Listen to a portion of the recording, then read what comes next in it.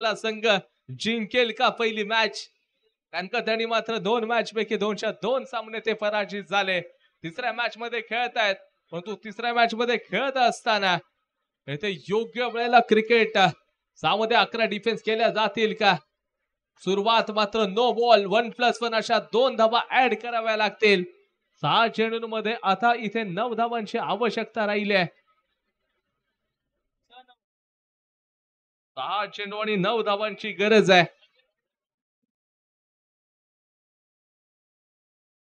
6 चेंडू 9 धावांची आवश्यकता. ऑफला ड्राईव्ह केलाय, तिथे क्षेत्ररक्षक होता. एक सिंगल धाव घेतली जाईल का? परंतु नाही, या मॅच मध्ये रोमहर्ष बनत चाललेला आहे. रोमहर्ष बनत चाललाय.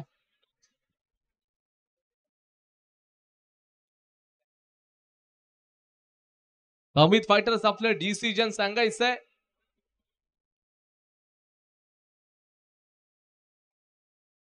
बॉलिंग स्वीकारले अमित फायटर्स या संघानं. यावेळी तुम्ही बघताय तर खऱ्या अर्थानं स्ट्राईक रोटेट तर केलीये. 4 चेंडू आणि 7 धावांची आवश्यकता. 7 कोणाची मात्र दिली जाणार, तर 4 मात्र कोणाच्या पदरामध्ये राहणार बघावं लागेल. तर का चौकार येतील का? प्रश्न तुमच्या समोर असतील, त्या प्रश्नांचं उत्तर तुम्हाला शोधावे लागतील. परंतु थोडसा दानिशच्या माध्यमातून थोडीशी मिस फील्ड होती, परंतु पंच प्रभावित आहेत की नाहीत? साकिब साफ नकार देत आहेत तिथे. आपण बघतोय 3 चेंडू आणि त्याचबरोबर 7 धावांची आवश्यकता. 3 मध्ये 7. हाय व्होल्टेज मॅच आहे. कंपल्सरी चेसचा फॉर्म्युला. हाय व्होल्टेज मॅच आजच्या दिवसातील जबरदस्त आपण बघतोय. आणि थोडंसं रनआउट जर का राशी इथे झालं असता तर मॅच मग खऱ्या अर्थानं नॅपको नॅशनल या संघाकडे झुकले देखील असते. तुम्ही बघताय तर नाही, इथे धाव घेतली जाणार नाही. 2 चेंडू 7 धावांची आवश्यकता, म्हणजे लगातार तुम्हाला 2 चौकार अपेक्षित आहेत. कंपल्सरी चेसचा फॉर्म्युला आहे. 2 मध्ये 7 सरळ दिशेनं खेळलाय. आणि यावेळी तुम्ही पाहताय तर फक्त आणि फक्त खेळाडू मात्र रनआउट झालेला आहे. असीम बाद झाले.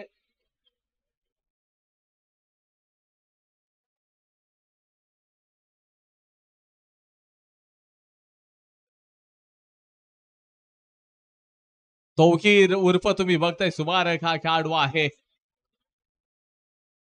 सुमार हा खेळाडू आहे. तुम्ही बघताय तर यावेळी ओव्हर द विकेट गोलंदाजी करतो. 1 चेंडू 6 धावांची गरज. षटकार अवेलेबल नाहीये. गोलंदाजीचा टप्पा योग्य येणार का? ऑफ स्टंपच्या बाहेर. ए भाई आप क्या कर रहे हो?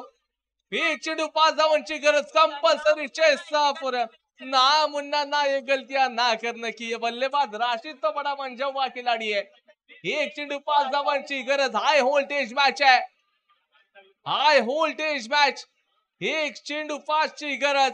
मॅच फक्त चेंडू तुम्हाला सोडायचा होता, परंतु इथे एक्सपेरिमेंट आपल्याला बघायला मिळते. फुल प्रेशर वाली मॅच. हाय व्होल्टेज मॅच आहे. ज्यांना हृदय विकाराचा प्रॉब्लेम आहे त्यांच्यासाठी मॅच नाहीये. आणि ते सरळ मात्र चौकार कंपल्सरी चेसच्या फॉर्म्युलानुसार नॅपको नॅशनल संघ मात्र जिंकलेला आहे. इक्वली स्कोर झालाय, परंतु कंपल्सरी चेसच्या फॉर्म्युलानुसार नॅपको नॅशनल या संघाने विजयाचं खातं ओपन केलेलं आहे. चला विजय संघाला खरं शुभेच्छा देऊयात. नॅपको नॅशनल या संघाला. आता अमित फायटर्स आपलं क्षेत्ररक्षण त्वरित लावून घ्या. अमित फायटर्स आणि नॅपको नॅशनल आपण या मैदानाच्या बाहेर यायचंय. चला सेलिब्रेशन आपण बाहेर करूयात, कारण का एक मॅच पुढची होणं खूप गरजेचं आहे.